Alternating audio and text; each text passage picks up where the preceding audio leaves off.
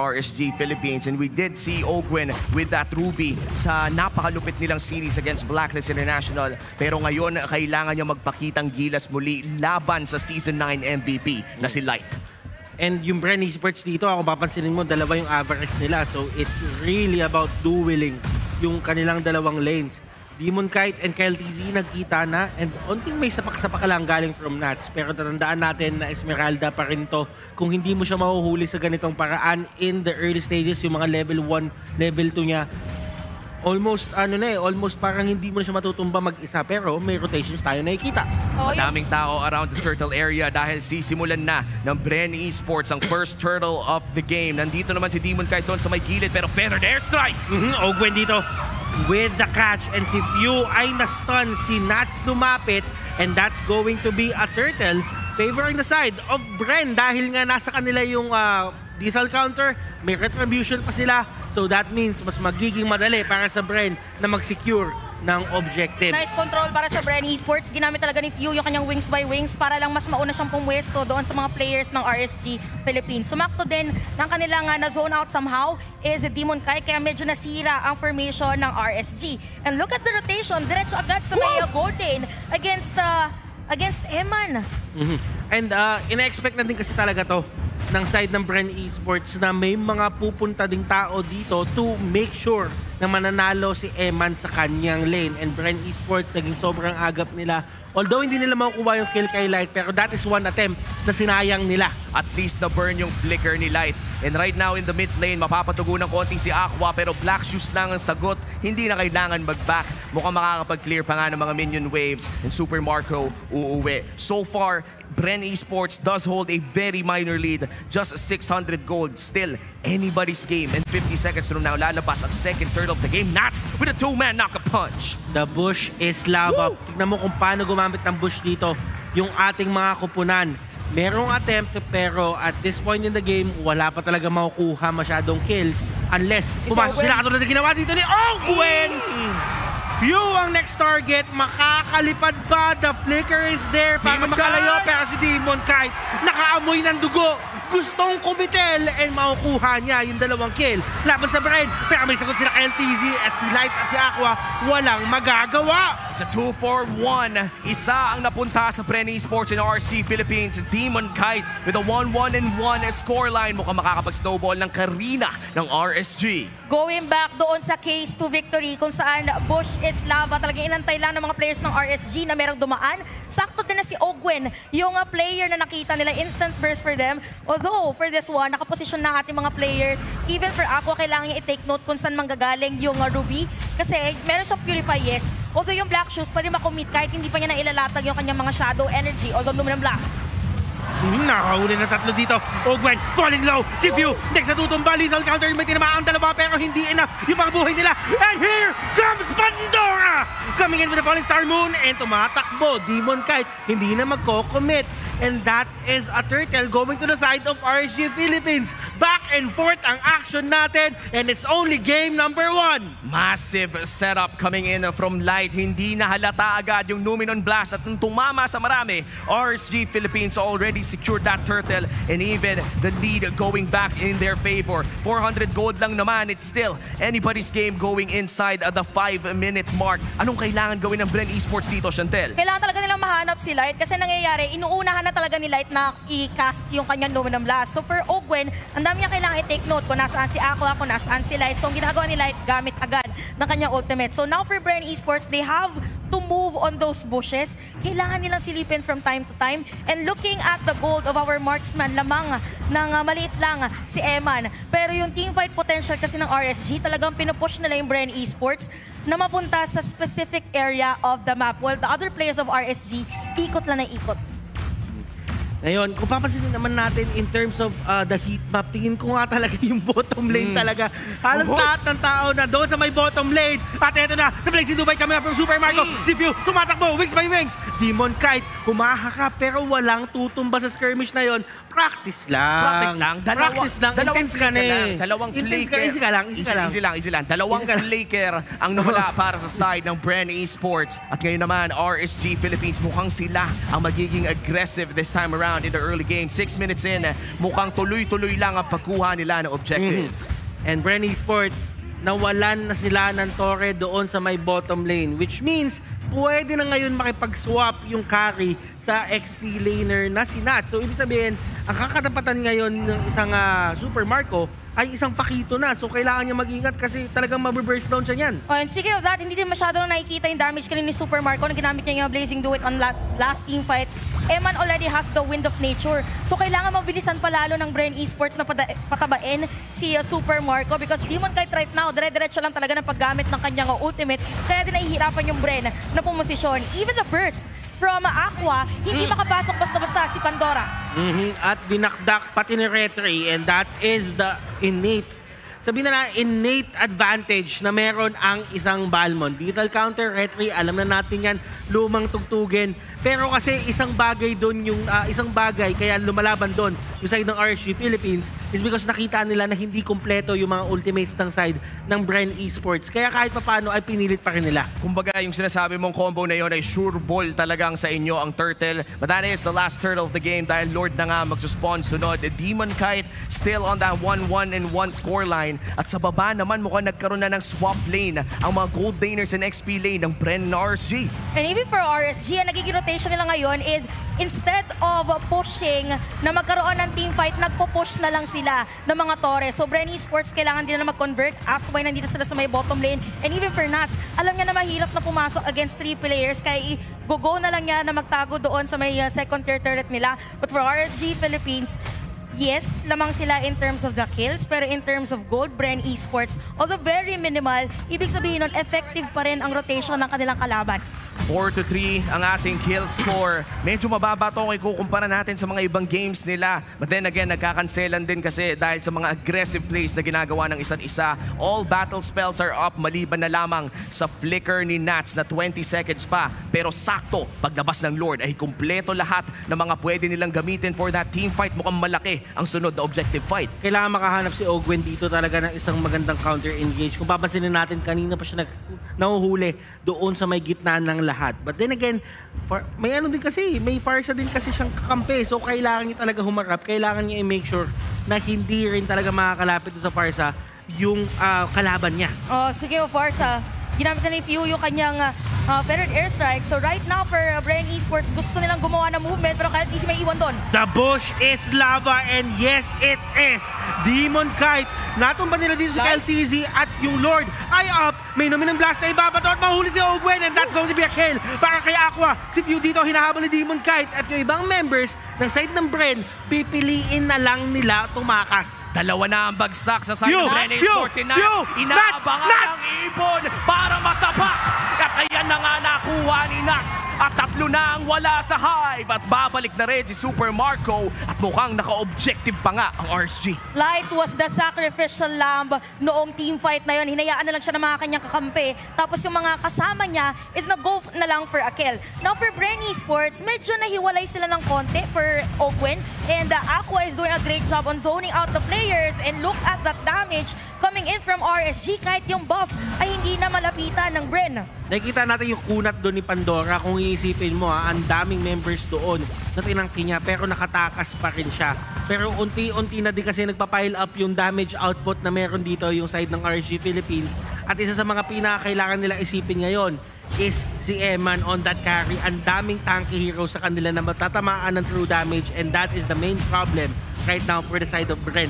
At nakakapush pa nga ang RSG Philippines around that area. Nandito ang Lord sa taas at mukhang hindi gagana ang I'm Offended play ni Ogwen. Here comes the Numenon Blast. Wala ring matatamaan. Demon Kite mukhang magbebait lang ng mga abilities. The Lord will go down. Natunaw lang ng parang bula at hindi pa sila nakatore sa taas. Sobrang tabang ng players ng RSG. Even Eman talagang gusto niya makuha yung Torres sa top lane. Now for Bren Esports, there's a struggle kung paano talaga sila makakapag-set up ng play. Dahil yung shadow energy dito ni Aqua ay laging nakaabang doon sa may lupa. So yes, makunat si Pandora, pero pag nagsunod-sunod kasi yung skills or yung activated na mga skills dito ng RSG, mahirap for them. And for Eman, 1-0-2, walang tatamaan si Ogwen. So this is the time for Light to set up a play. I'm Offended, hindi tatama, and Ogwen kinounter engage siya pero sila Pandora nandito na si Light. Ang main target niya si Eman dito, kamunti ka na tumumba. and Demon Kite Nuts. Kakarampot na lang yung buhay nila, pero RSG Philippines makakahanap pa rin sila ng paraan para makatakas. At dito mo na nakikita na kahit nagkaroon ng pagkakamali yung side ng RSG Philippines, nagkukulang yung damage output na meron ang Bren. Roam for Rome ang naganap sa laban na yon at 1 minuto na lamang ay lalabas na ang Luminous Lord. So far talagang nararamdaman na natin si Super Marco. Ano bang nakikita mo sa items dito, Chance? Well, for Super Marco, kompleto na. Actually, meron na rin siyang defensive item, which is the Wind of Nature. So, pwede na siyang pumasok anytime. Although, kailangan niyang bantayan kung saan pwedeng manuntok basta-basta si Nats. Now, Bren Esports, they have the movement. Magkakasama silang 4 ngayon. So, for RSG Philippines, pwede na salubungin. At pwede na lang i-sandwich play yung mga players ng Bren Esports. Although, for this one, parang wala pa yung mga set-up plays na nakikita natin from Light. So, isang magandang set lang ang inaantay dito from Ogwen. Mukhang magre-reset muna, mag-aantay na lang lumabas ang next objectives. Iiwasan muna nilang maghanap ng laban maliban na lamang kung may nag-iisang naliligaw. And si Kyle TZ, naging delikado ang buhay niya panandalian pero mukhang alam niya na maraming tao doon. Bren Esports, this is their chance to secure a turret. May Lord na up. Pwede nilang labanan to with that Balmond Retry combo pero walang magsisimula ng big objective as of now. Nag-start na din dito mag-manage ng mga lanes ang side ng Bren Esports. Ngayon, ang plano lang nila dito is mag-steal dahil nga nasa kanilang lethal counter pati yung retribution. But then again, si Ogwen, kanina pa din siya nakikita kailangan makahanap dito na yung Ogwen ng isang hila na pwedeng gamitin ni Few to the full potential na meron ang kanyang Feathered Airstrike. Ngayon si Pandora ang naatasan na kahit pa paano ay ayusin. Pero si Nats, nahuli si Parsa and this is a big problem para sa ng Bren. Bren Esports, sumakap na sila dito. The Luminous Blast is there. Makuha ng Bren yung Lord. And that's going to be Ogwen going down. Si Kantis dito. Nanlalaban pero walang lethal counter. Walang papatay kay Demon Kite. Si Pandora na ang next. And Pandora, mabubuhay pa. Hindi! 3 people, no 4 people gone for Bren Esports at hindi nakaisa sa RSG Philippines. Naka-Lord pa nga RSG looking to raid the base of the Hive. Makaka-inhibitor turret nang wala pa yung Lord. Grabe yung synchronization of skills for RSG Philippines. Nakita na naman natin yung vision from Aqua. Actually, yung vision niya is the Shadow Energy, yung pwede niya nga paputokin. Kaya nagiging mas madali din para kay Light na gamitin niya kanyang Luminous Blast. Yes, nakuha ng Bren Esports yung Lord. But they have to take note na si Nats ay hinahanap na lagi si Few. So for Ogwen, pwede siyang pumasok anytime. Pwede niyang guluhin yung other players. Actually, pwede niya nang salubungin or i-sacrifice niya na yung buhay niya para makancel lang yung ultimate ni Light at hindi na makapasok pa against them. So right now, RSG Philippines 0-10 for Light. 2 lang yung hindi niya natamaan. So all setups from Light is a big factor for the whole squad. At kahit sabihin natin na dyan si Ogwen na meron siya pang stun, hindi pa nakakancel dito yung Luminous Blast. Demon Kite nakikipagharapan kay Kyle TZ at si Super Marco dito. Ang tagapagdala ng ulam para side ng Bren Esports. Demon Kite sinusubukan niya. Tinitignan niya kung kaya niya bang abutin si Super Marco. Pero still, it's all about the zoning play. Kung papansinin mo yung galaw ng dalawang team dito, nagkasalisi. Para nagkapalit na mapa. Teka lang ha. Ambahan lang. Doon kayo sa kanan, doon kayo sa kaliwa. Pero si Demon Kite, sisilip pa. Uy! Pero the bush is lava at Demon Kite.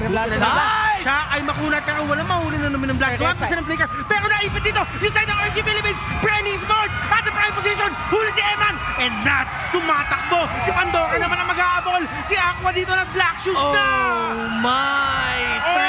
3 Raiders gone! And Demon Kite Nats na lang ang nananatiling buhay para sa side ng RSG Philippines. Ipupush ng Bren Esports ang mid lane. Walang Lord na makukuha kaya Torre lang ang habulin nila. Nung inakala natin na RSG ang may mas magandang posisyon, nandun pala mga players ng Bren Esports.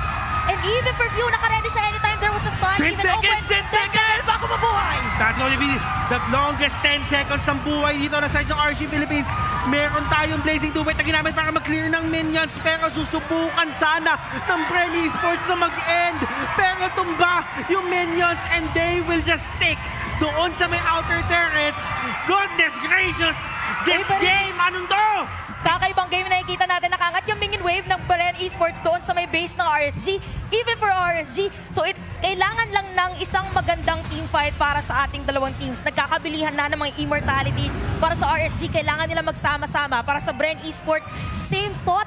Pero kailangan nilang bigyan ng magandang pwesto si Few. Kailangan din nilang matarget si Aqua. Pag nagawa nila yon para sa ating dalawang koponan ngayon, it could be their chance to win this Lord. Target selection is key for both squads. Kailangan mahanap nila yung mga marksman, yung mga mages na talaga namang bumabawas during this Lord take. Dahil doon sa magandang ginawa ng Bren Esports, yung 3,000 gold lead ng RSG Philippines ay naging gold lead na ng Bren Esports. Tignan nyo yung pwesto, yung mga explainers natin. Yung mga explainers natin, kaso nandun si Eman.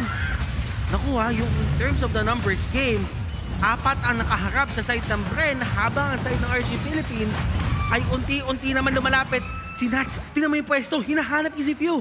Nasa likod na ang mga XP laners. Sino kaya ang makakuha ng mas magandang anggulo in this fight? Magre-reset ang third Lord at ayaw pa talaga nilang i-commit. May minion ata. And this is just going to be confusing for both squads. Ano ba talagang objective natin? Yung base o yung Lord? Demon Kite, Kyle Dizzy, nasa mukha na ng 17-minute Lord. Naghahanap ng proper timing light. Nag-ulti! Hindi ata alam na sa side ng Bren Esports na nagamit na yung Numinous Blast. So nagkakaroon pa tayo ng onting sayo dito. Light plays that well. At Kyle Dizzy, pinasok na nila. Super Marco, hinahabol dito ni Nats. And Light sa may gitna. And si Owen dito mapapagamit na ng flicker. Black Shoes has been used. Super Marco is down. Owen is down. The immortality is back. Super Marco tutumba. Demon Kite, nauli yung isang kill. And that's going to be Owen going down as well. Si Few ay isama mo na. Eman dito, nakahanap ng pwesto para pumalo. Yun na lang ang kulang sa kanila. And si Pandora, Kyle Dizzy, last people standing para sa side ng Bren Esports. Hindi na ata gusto mag-lord ng side ng RSG. Gusto na ata nila tapusin to. Sinabay-sabay ang pagbagsak ng Bren Esports at hindi tatama yung stun ni Light. Makakapag-lord mag-isa si Demon Kite at nagbabay lang pala ng time ang RSG Philippines. So kakalma muna ang Land of Dawn. This is already an evolved Lord. A perfect sandwich play ang ginawa ng RSG Philippines doon at napaka-importante na yung nakaangat na minion wave for RSG is the bottom lane. So iba yung path ni Pandora, iba din yung path ni Nats. Kaya mas madali para sa side ng RSG na sumunod anytime pagdating doon sa may Lord team fight. So looking at the items, yes, merong damage si Few. But the problem here is laging may nakaabang na Pakito kaya hindi niya naibibitaw at nagagamit for that zoning potential.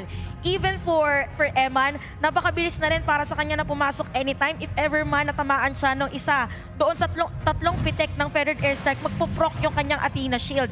After that, pwede na siyang protektahan ng kanyang mga kakampi and that is a good penetration na agad on the defense of Bren Esports. Alam din ng side ng RSG dito na kailangan nila manalo ng mga team fight para makuha yung mga objectives. Si Pandora dito, pumasok sa harapan. Let's go to the Falling Star Moon. Super Marco dito. And that is 4 hits. Tumama lahat yun. Pumutok dito si Super Marco. Walang marksman dito sa side ng Bren Esports. Walang Feathered Airstrike. May mga Falling Star Moon. May lethal counter at least. But Ogwen needs to get a good initiation or probably a counter initiation para mapigilan dito yung pag-arriba na side ng RSG.